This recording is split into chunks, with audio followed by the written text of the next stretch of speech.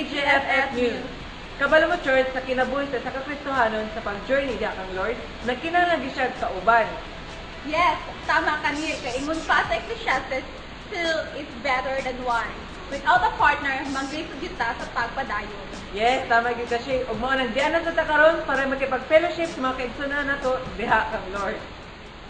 Speaking of journey, sa 12 week ang ato 90 days challenge nagka-intensify. So church, there are only 2 weeks more to go para mag-end ang atong 90 days challenge. So dili ta magpaganti ang nga challenge. Dapat gihapon nang mahimong committed sa maong challenge kay diri ta gina-grow ni Lord sa atong life. So kung kinsa ka tong gusto mahimo healthy diha kang Lord, let the challenge never stop. Okay, grabe gid ka amazing di pangbuhat ni Lord no sa 90 days challenge. So ang atong youth leader service dili pud magpapildi. Last Friday, grabe jud ka amazing ang gibuhat ni Lord sa nahitabong youth reload service. Kaya nasinati jud sa mga young people ang presensya ni Lord. And I believe, wala pa naman si Lord. Daghan pa siya buhaton sa matag usa ka kinabuhi. So, kung kamo tong mga young people na gusto magpakuno sa presensya sa Ginoo, mag-appeal ta og youth reload service. And we are the Lord's. So guys, we excited yun ta karon maabot na September kay aduna na say mahitabo nga Youth Reload with the team War Cry, hosted by the Hammers and DNY Network. So kung naman mga friends and classmates or any person na pwede natong ma-invite at mahitabo kini this September 7, 2013 at exactly 5 p.m. here at TGFF City Church. And for more information on this event, visit our Facebook page at www.facebook.com/YouthReloadThisLeague. Leaders, don't forget this coming Wednesday, kamo pa ng atong leadership training. Mag-start kini at exactly 7 p.m. here sa TGFF City Church Building. So, kung ikaw itong transformational leaders na doon ay init na kasing-kasing para sa kabaguhan sa itong syudad, don't miss to attend this training. Kita-kit!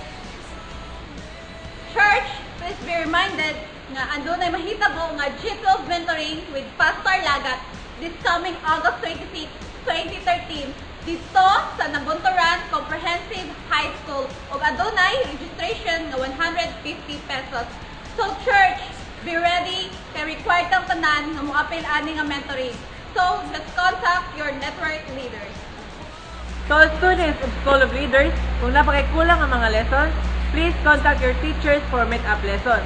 O sa tanang nakahuman sa School of Leaders 1, this afternoon ang enrollment ninyo for the School of Leaders 2.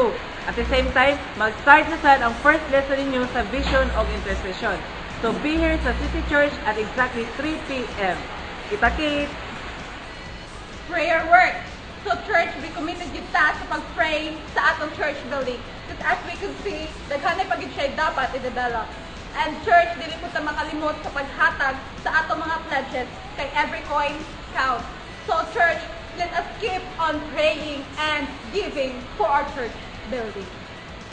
This week, don't forget to attend our open cells and closed cells.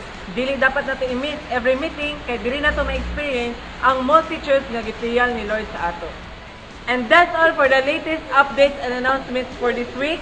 See you next week for more fun and exciting news. I am Nils Salupado. I am Shella Farol. Laging tatandaan. Expect the unexpected. Reach the unreachable. Win souls and make disciples. Bye-bye!